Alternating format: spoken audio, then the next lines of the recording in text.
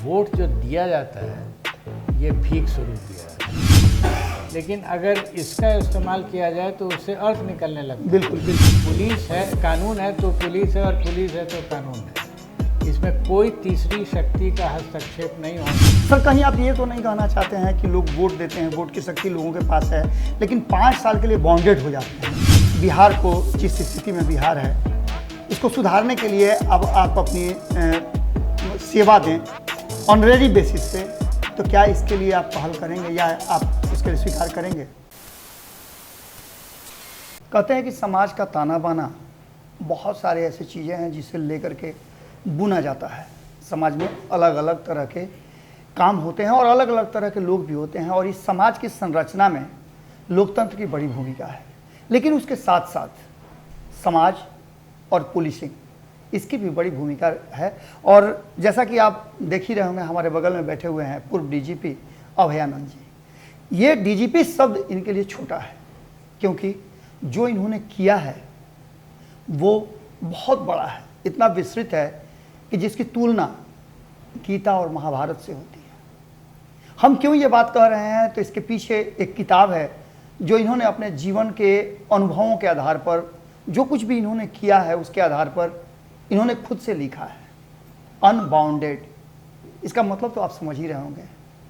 अपने पुलिसिंग जीवन से लेकर के और जो कुछ भी समाज के लिए इन्होंने किया है, उसमें किसी भी तरह का बाउंड्रीज नहीं रखा है। बहुत सारी बातें होंगी, वर्तमान सरकार पर भी बात होगी, इस किताब के बारे में भी बात होगी, और इस किताब को लेकर के लोगों की क्या प्रतिक्रिया है दुनिया भर से, ये भी बात होगी। तो सबसे पहले हम स्वागत करते हैं सर का, बहुत बहुत स्वागत है सर। धन्यवाद सर। किताब लिख करके आपने समाज पर, बिहार के लोगों पर, और ख़ास करके जो सिस्टम हमारा है उस सिस्टम पर मेरे समझ से एक बड़ा काम किया है, एक बड़ा मार्गदर्शन किया है। इसके लिए क्या क्या स्थितियां रहीं आपको लिखने में, किस तरह की बातें आपके सामने आई, और इस किताब को प्रिंट कराने तक की हम कहानी जानना चाहेंगे। विजय बाबू, ये धारणा और मन जी, ये दोनों 10 साल पहले ही धीरे धीरे विकसित होती गई। सबसे पहले तो जिन्होंने मुझे प्रेरित किया उनका नाम है, बिहार के मुख्य सचिव थे मुकुंद बाबू जी। उन्होंने मुझे एक सामाजिक फंक्शन में बहुत दूर से बुलाया जब मैं आईजी था, तुम एक किताब लिखना। उस समय बहुत सहज ढंग से ग्राह्य नहीं हुआ जी, लेकिन कहीं ना कहीं बात बैठी रह गई। फिर कई लोगों ने किया, और जब ये कोरोना का माहौल आया जी, 2 साल के लिए मैं बंद हो गया घर के अंदर, बिल्कुल। तो मुझे ऐसा लगा कि कुछ कर देना चाहिए, यही शायद मैंने समय का सदुपयोग किया। सदुपयोग हो जी जाए। जी। तो हमने लिखना शुरू किया। एक ऑथर ने मुझे इंट्रोड्यूस कर दिया इस पब्लिशर से, रूपा जी। रूपा एक नामी पब्लिशर हैं दिल्ली के। और फिर वो गाड़ी चल पड़ी, तो फिर जो तरीका होता है लिखने का, एडिटिंग और कई तरह की चीज़ें, तो ये होता चला गया और अंत में ये किताब आ गई।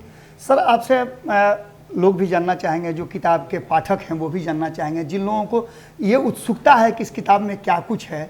तो सबसे पहले हम बात करेंगे, इस किताब में आपने 4 खंड रखे हैं। सबसे पहला तो आपने कानून को रखा है, लॉ। आखिर कानून से होते हुए बाकी के चीज़ों को आपने कैसे समाहित किया? सबसे पहले हम कानून पर जानना चाहेंगे कि कानून के किन पेचीदगियों को जो आप समझते थे अपने पुलिसिंग जीवन में, उसको कैसे आपने डिफाइन किया? ये एक बहुत महत्वपूर्ण प्रश्न है। कानून इसलिए मैंने रखा, जी, सेंट्रल थीम ऑलमोस्ट है इसमें, क्योंकि पुलिस की उत्पत्ति ही कानून के गर्भ से होती है। जी, आप अगर गौर करेंगे तो जितने भी विभाग हैं पुलिस को छोड़ करके, अन्य जितने भी विभाग जी, हैं, जी, उनमें से किसी की उत्पत्ति कानून से नहीं हुई है। हेल्थ डिपार्टमेंट हो, इरिगेशन डिपार्टमेंट हो, सभी डिपार्टमेंट्स सरकार के आदेश से निर्गत बन गए। आज अगर विभाग, सरकार चाहे कि मैं इरिगेशन डिपार्टमेंट को समाप्त कर दूं, नहीं ज़रूरत है, तो वो कर दे सकते हैं। लेकिन पुलिस डिपार्टमेंट को अगर सरकार चाहे तो नहीं कर सकती है, क्योंकि उसको लेजिस्लेचर से एक्ट उसको अनल करना पड़ेगा। जी जी तो इसीलिए मैं कह रहा हूँ कि ये गर्भ जो है इस विभाग के उत्पत्ति का वो कानून है। यही कारण है कि लॉ के साथ आपने इसमें पुलिसिंग भी जोड़ा है। तो दोनों का सामंजस्य कैसे आपने बिठाया और क्या मतलब इसके माध्यम से आप जो वर्तमान पुलिसिंग है उसको क्या संदेश देना चाहते हैं? जैसे मैंने अभी आपको कहा ना कि ये पुलिस विभाग की उत्पत्ति, उसका जन्म ही हुआ है कानून से। तो उसका जो परवरिश होता है, उसकी जो परवरिश होगी इस विभाग की, उसके जो काम करने का तरीका होगा, जैसे हम अगर प्राकृतिक हैं जी प्रकृति ने मुझे जन्म दिया है, तो मेरी पूरी अवधारणा और मेरा पूरा जीवन प्रवाह प्राकृतिक होना चाहिए। तो सिमिलरली अगर पुलिस का जन्म हुआ है कानून से, तो उसकी पूरी अवधारणा ही कानूनी होगी, उसमें प्रशासनिक अवधारणा होती नहीं है। और उसमें प्रशासनिक अवधारणा उतनी ही दूर तक है जिसमें उसमें पैसे वैसे की ज़रूरत हो चलाने की। सर, ये कॉमन बात है कि लॉ और पुलिस का एक मतलब सामंजस्य है और दोनों एक दूसरे के सिक्के के दो पहलू हैं, लेकिन दो पहलू नहीं है, वो एक ही पहलू है। बस कानून है और पुलिस है। पुलिस है, कानून है तो पुलिस है, और पुलिस है तो कानून है। इसमें कोई तीसरी शक्ति का हस्तक्षेप नहीं होना चाहिए। सर, कुछ ऐसा संस्मरण जिसमें आपको पुलिसिंग और कानून को लेकर के कुछ ऐसा संस्मरण हो जो आप बताएं, या किताब में जो आपने लिखा हो, इस तरह का कुछ प्रसंग हो तो आप बताएं। जितने भी प्रसंग आए हैं जी, वो सब कानून से ही रिलेटेड हैं। कानून को समझना, जी एक वरीय पुलिस पदाधिकारी जब कानून को समझता है तो वो अपनी बुद्धि से समझता जी है।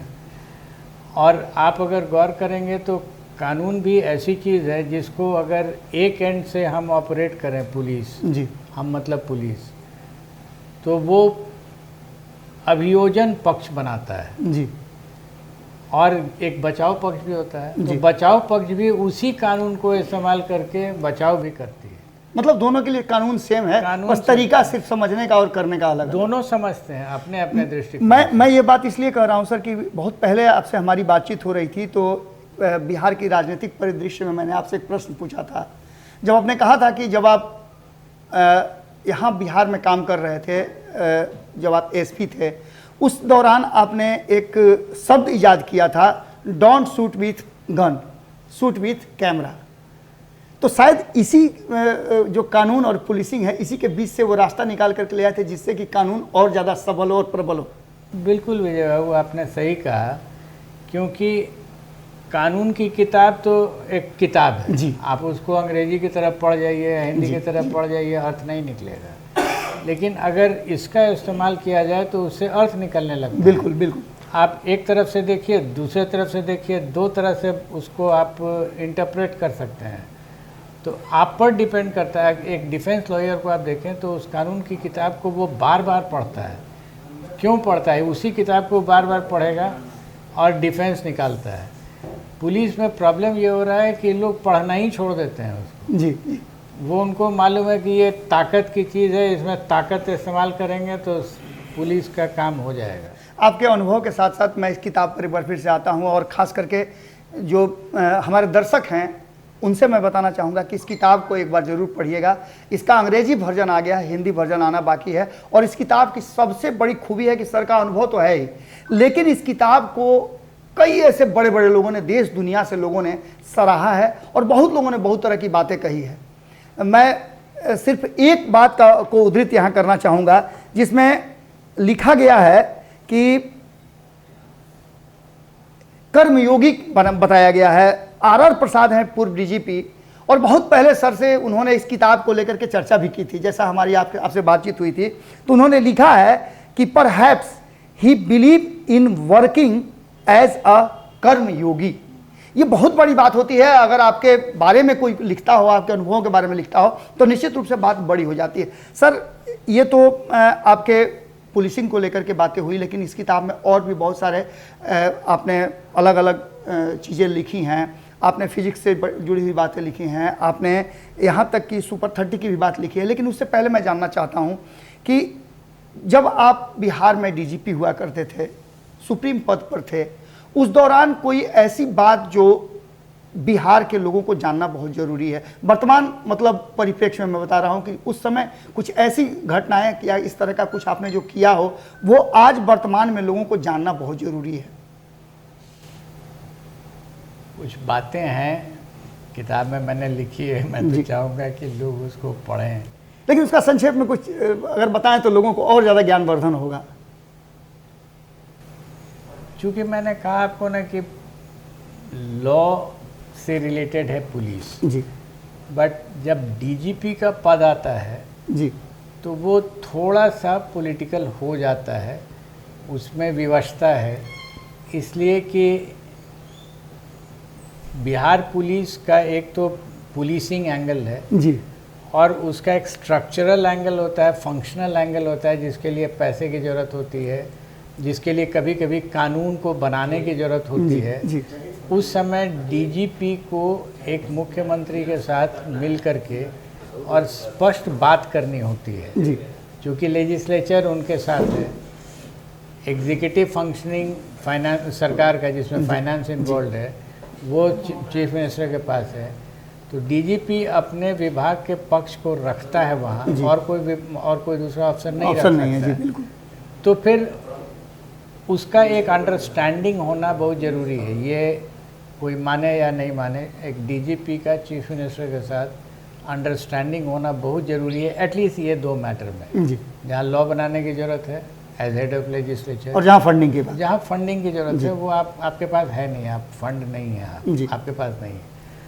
तो जब ये अंडरस्टैंडिंग की कमी हो जाती है या लगने लगता है कि नहीं ये अंडरस्टैंडिंग शायद नहीं हो पाएगी अब, क्योंकि मुख्यमंत्री की अपनी व्यवस्थाएं होती हैं, वो राजनीतिक व्यवस्थाएं होती हैं और उन व्यवस्थाओं से डीजीपी को कोई लेना देना नहीं है, लेकिन उसको लगने लगता है कि नहीं अब ये मुश्किल हो जाएगा, फंक्शनिंग नहीं हो पाएगा। तो दोनों में से किसी एक को अगर दिक्कत हो जाएगी समझने में, मान लीजिए मुख्यमंत्री को दिक्कत हो गई तो वो डीजीपी को हटा देगा। अगर डीजीपी को दिक्कत हो जाए तो मेरी अपनी समझ है कि डीजीपी को स्वयं हट जाना चाहिए वहाँ से, क्योंकि इससे कोई लेना देना पब्लिक को नहीं है कि दोनों में किसकी गलती है या किसको रहना चाहिए था या नहीं रहना चाहिए था। अगर कुछ हो भी तो पब्लिक को यही लगेगा कि हमने तो वोट दिया है मुख्यमंत्री जी जी डीजीपी को तो वोट मिलता नहीं है। तो इसलिए लाजमी है कि डीजीपी को हट जाना चाहिए वहाँ से, और यही काम मैंने 2014 में किया कि हमने डिसाइड किया कि नहीं अब ये संभव नहीं है मेरे लिए, तो मैं अब नहीं रहूँगा, कोई दूसरा सर आपके द्वारा कही गई इन बातों के बीच में जो मुझे जानकारी है, जो आपसे कभी बात मेरी हुई थी कि जब आप डीजीपी थे उसी दौरान पटना के गांधी मैदान में प्रधानमंत्री नरेंद्र मोदी की रैली में बम ब्लास्ट हुआ था और इतनी बड़ी घटना को आपने इतना आसानी से हैंडल किया, किसी तरह का कोई विवाद नहीं हुआ, किसी तरह का कोई ह्यूमन लॉस नहीं हुआ, ये आप कैसे कर लिए सर? जबकि दोनों देखिए सर, सबसे बड़ी बात है कि इसमें सरकार किसी और की थी, आए कोई और थे और दोनों में कंट्राडिक्शन था, फिर भी आपने कैसे मैनेज किया? आपने ह्यूमन लॉस की बात की है, वो गलत है, ह्यूमन लॉस तो हुआ ही था। वो बहुत बड़ा जितना बड़ा सर वो घटना थी, उसमें जो कुछ भी हुआ वो बहुत छोटा इसको माना जाएगा ना। फिर छोटा हो या बड़ा हो, आदमी के जान तो जानी है। बिल्कुल बिल्कुल। लोग मारे गए थे और वो बहुत दुख की बात थी कि लोग मारे गए, उसका दर्द मुझे भी था, आज भी है। अब रही बात कि एक प्रोफेशनल एंगल से अगर देखिए, उस समय भी मैं वैसे ही देख रहा था, आज भी वैसे ही देख रहा हूँ। पुलिस को जो ड्यूटी दी गई है कानून में वो है प्रिवेंट एंड डिटेक्ट क्राइम्स जी। तो आइडियल अगर सिचुएशन रहे तो हर क्राइम प्रिवेंट होना चाहिए जी। इतना इंटेलिजेंस अगर स्ट्रांग रहे तो कोई भी क्राइम, हर क्राइम होने के पहले ही पकड़ा जाना जी। बिल्कुल आइडियल। बिल्कुल। इस केस में भी प्रिवेंट नहीं हो सका, लेकिन डिटेक्शन बहुत फास्ट हुआ जी। और वही कारण है कि एक बड़े टेररिस्ट का घटना का एनआईए ने ही फाइनली इन्वेस्टिगेट किया, हालांकि दो दिन लिया हम लोगों ने भी, और उसका पूरा डिटेक्शन रांची हटिया से विदिन 24 आवर्स करा लिया गया जी। और तब उसको एनआईए को दिया गया और एनआईए ने उसका प्रोसिक्यूशन किया। तो डिटेक्शन पार्ट में हम क्लियर हो गए थे कि प्रिवेंट हम नहीं कर सकते जी। लेकिन डिटेक्ट तो कर दें कम से कम। बिल्कुल और बिल्कुल डिटेक्शन हुआ तो मुझे खुशी उतनी है कि मैं एक पार्ट में तो सक्सीड नहीं कर सकता, लेकिन एटलीस्ट दूसरे पार्ट में सक्सीड। सर, आपकी किताब के दूसरे पहलू पर हम आते हैं। जैसा कि आपने इसमें फिजिक्स और सुपर 30 की बात की है, हालांकि दोनों दो पहलू हैं, लेकिन इसको एक जोड़ करके हम देखते हैं, क्योंकि आप ही के साथ बातचीत के दौरान मुझे जो जानकारी मिली थी, और मैंने आपके एक इंटरव्यू में इस बात को रखा भी था, आपने बताया भी था, जो कि हम निश्चित रूप से इस किताब में भी कहीं ना कहीं अंकित जरूर होगा, जैसा मैं मानता हूँ कि आप एसपी रहते हुए किसी इन्वेस्टिगेशन में गए हुए थे, और वहाँ जाकर के जब नक्सलियों के क्षेत्र में गए आप, उनके बाल बच्चों की स्थिति जब आपने देखा, उनके बच्चों का स्किल देखा, तो आपके मन में उस समय विचार आया कि मैं इन लोगों के लिए क्या कर सकता हूँ। तो ये दोनों कड़ियों को हम चाहेंगे कि इस किताब को पढ़ने वाले और बिहार की जनता एक बार फिर से जाने, और तब मैं लोगों से आग्रह भी करूँगा कि इसमें अभी बहुत कुछ है, लेकिन कुछ बातें मैं सामने रख रहा हूँ जो कि हम सर से जानना चाहेंगे। सर, वो कैसे आया समझ? आपको स्मरण जो है वो एकदम सही है जी। मैं ग्रामीण क्षेत्र में जब बहुत अर्ली 83, 84 या 82, 83 जी घूमता था औरंगाबाद ज़िले में, तो मैंने सो कॉल्ड नक्सल अफेक्टेड बेल्ट में देखा कि गरीबी बेतहाशा थी। जी। बेतहाशा गरीबी थी, और वहीं पर लोग कहा जाता था कि ये भी रहते भी थे जी। बंदूक गोली के साथ रहते थे। तो ये दो तरह की चीज़ हो जाती थी। मुझे ऐसा लगा कि बंदूक गोली का एक इलाज है, लेकिन जो उनके बच्चे हैं वो अगर पढ़ने में तेज हैं जी। तो उनको क्यों नहीं मदद की जाए। और इस विषय पर जो हम लोगों के बहुत प्रसिद्ध फिल्म मेकर हैं प्रकाश झा जी, उनसे हमारी बहुत लंबी वार्ता हुई थी, तो उन्होंने इसको क्रिएटिवली परीक्षा नाम की एक मूवी भी बनाई जी। जो काफ़ी हिट हुई। तो ये जो फंक्शनिंग था कि गरीबी है, उन बच्चों को कम से कम नक्सली नहीं बनने दिया जाए, जी। उनको पढ़ाया जाए। जी। और मगध सुपर 30 में हम लोगों ने इसको शुरू किया करना, डीजीपी की हैसियत से रेड भी मैंने किया है, और मगध सुपर 30 के माध्यम से पढ़ाने की कोशिश भी की गई जी। उनके जो भी बच्चे तेज जी। हैं। जी। अभी हाल में मैं अपने गांव गया हुआ था, मेरा गांव भी उसी क्षेत्र में है, तो मुझे मालूम हुआ कि 15 ऐसे बच्चे हैं उस पूरे नक्सल अफेक्टेड बेल्ट में जी। जो आज आईआईटी से पास आउट किए हुए हैं या आईआईटी में रह करके फाइनल स्टेजेस में पढ़ रहे हैं, जी। और वो अब रोल मॉडल्स हो गए हैं उस एरिया के लिए। जी। बच्चों को लग रहा है कि मैं किसी का बंदूक क्यों कैरी तो करूं। एक बहुत बड़ा चेंजेज आया, आपके उस थॉट से एक बहुत बड़ा चेंजेज आया, और किताब में बहुत सारी बातें हैं, मैं तो थोड़ी बातें बता रहा हूं और कई बातें पहले सर से हो चुकी हैं। इसके साथ साथ सुपर 30 का कॉन्सेप्ट आया, और सुपर 30 के कॉन्सेप्ट में जैसा कि सर ने बताया कि 1982 के आसपास की बात है। उसके बाद जब सुपर 30 का इन्होंने सोचा, तब से लेकर आज तक वो सिलसिला जारी है। अभी भी है। अभी वही बता रहे हैं सर कि आज तक वो सिलसिला जारी है।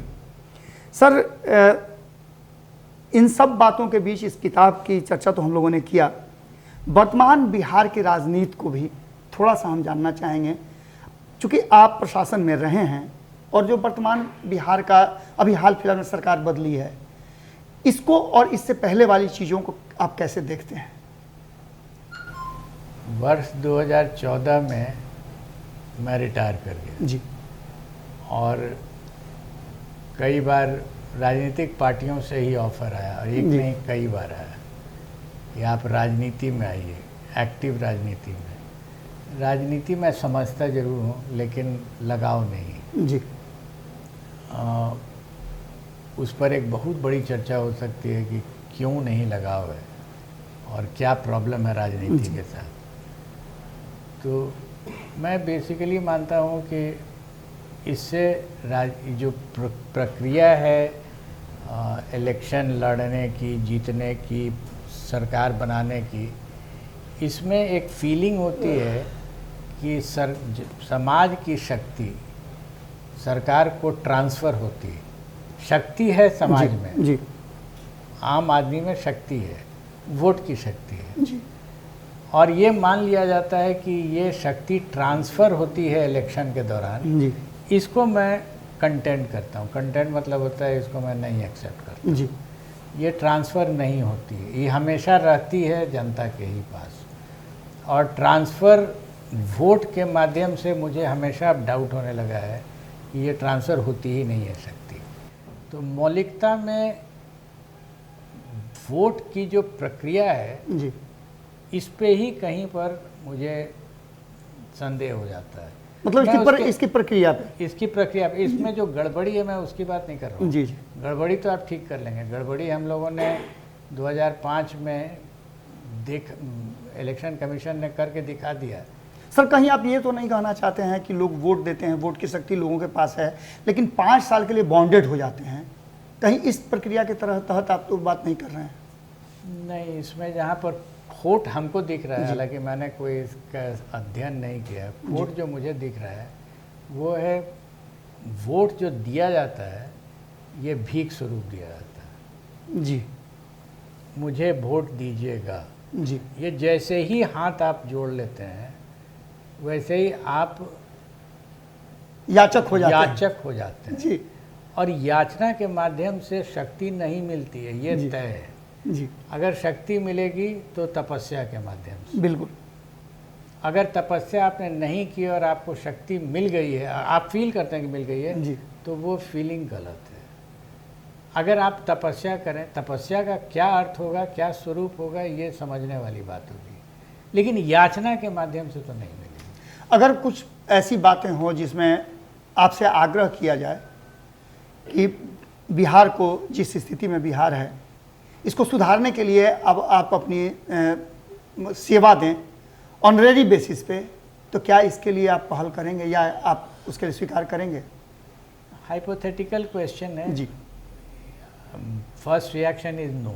जी रीज़न बीइंग अब वो एज नहीं रह गया है। जी 70 साल एज होने जा रहा है, तो 70 साल में उतनी शक्ति ही नहीं रह जाती है कि आदमी विगरसली मूव कर सके और कुछ। लेकिन थॉट प्रोसेस के माध्यम से तो थॉट में तो आपको इस बुक में भी हमने एंटर किया जी। है, लिखा है।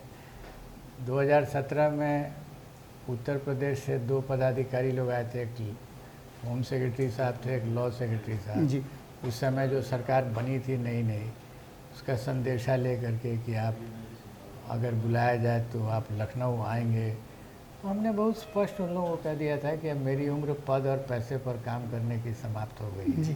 हालांकि आपने अपने प्रश्न में ऑनरेरी वर्ड यूज कर दिया, बट इवन देन सर, चूँकि मैं आपको आपसे बातचीत और मैं बहुत लंबे समय से आपको जानता हूँ, मैं जानता हूँ कि पैसा आपकी कभी भी अहमियत नहीं रही है, क्योंकि आपने एक पद पर रहते हुए स्वयं से त्याग किया था। तो ये एक बहुत बड़ा, मतलब कहा जाए तो रोल मॉडल के रूप में आप हैं। लेकिन खैर, ये तो बातें हम लोगों की होती रहेगी। इस किताब के बारे में जितनी भी बातें हुई, सबसे पहले तो मैं आपको दिखा दूं अनबॉन्डेड, ये आपको अमेज़न पर मिलेगी। और इस किताब में बिहार पूरी तरह से एक एक पन्ने पर बिहार है, और बिहार की वर्तमान से लेकर के जो पिछली राजनीति है, यानी कि 80 के दशक से लेकर के 2000 के दशक तक, 1920 माफ़ कीजिएगा 2022 तक की जो भी अनुभव रहे हैं सर के, जो भी सर ने किया है और जो सोचा है, उसको इसमें समाहित किया है। मैं चाहूँगा कि इस किताब को आप लोग ज़रूर एक बार देखें, क्योंकि यहीं से परिवर्तन की शुरुआत होगी। और जहाँ तक मैं इस किताब को देख पाया हूँ और समझ पाया हूँ, उसमें सीधी सी एक जो चीज़ मेरे मन में आ रही है कि ये किताब एक बड़े बदलाव की तरफ इशारा कर रहा है, और बदलाव किताबों से ही होगा, विचारों से ही होगा, इतना तो तय है। हम चाहेंगे सर, आग्रह करेंगे कि बिहार की जनता और जो लोग भी देख रहे हैं, उन लोगों से आप एक आग्रह करें इस किताब को लेकर के। विजय बाबू कह रहे हैं तो मैं सिर्फ एक फैक्ट आपको बता दूं। जी ये किताब मैंने कोविड के दौरान लिखा।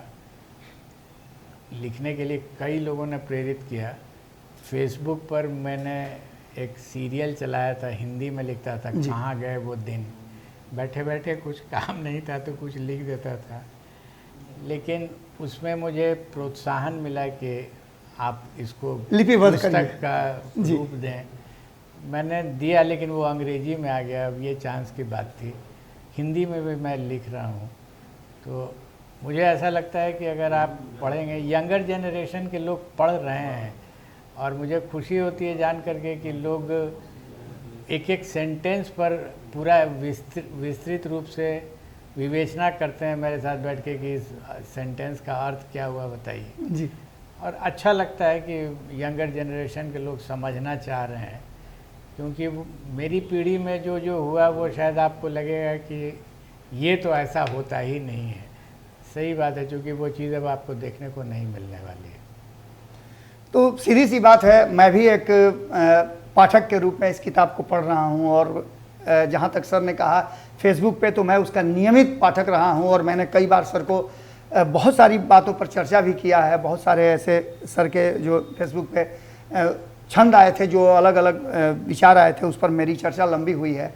अब आगे आप लोगों से आग्रह होगा कि इस किताब पर हम जब पूरा पढ़ लेंगे तो फिर आप लोगों से बात करेंगे, खास करके जैसा कि सर ने बताया कि युवा पीढ़ी और जो बदलाव चाहते हैं, जो चाहते हैं कि सच्चाई क्या है उसे जानें, उन लोगों के लिए किताब कहा जाए तो एक मार्गदर्शिका के रूप में मार्गदर्शक है।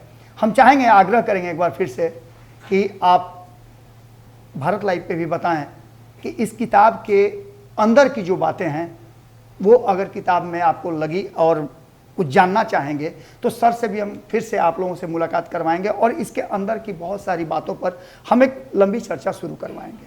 आज के लिए हम आपसे विदा लेना चाहेंगे और सर का भी बहुत बहुत धन्यवाद करेंगे कि हमारे स्टूडियो में आने का इन्होंने इस उम्र में भी और इस स्थिति में भी जो हमारा स्वीकार किया, उसके लिए बहुत बहुत धन्यवाद सर आपका। अरुआ बिहार के राजनीति और बिहारियत से सरोकार रखेनी तो सब्सक्राइब बटन दबा के चैनल के सब्सक्राइब कर ली। ओजे एगो घंटी बा, ओकरा बटन दबा देला से कुल सटीक और मारक खबर रुआ मुफ्त में मिल जाई। अगर रुआ पत्रकारिता के हमनी के नया प्रयोग में सहयोग कर चाहतानी तो ज्वाइन बटन दबा दी। पेटीएम नंबर नोट कर ली 9386816700। धन्यवाद।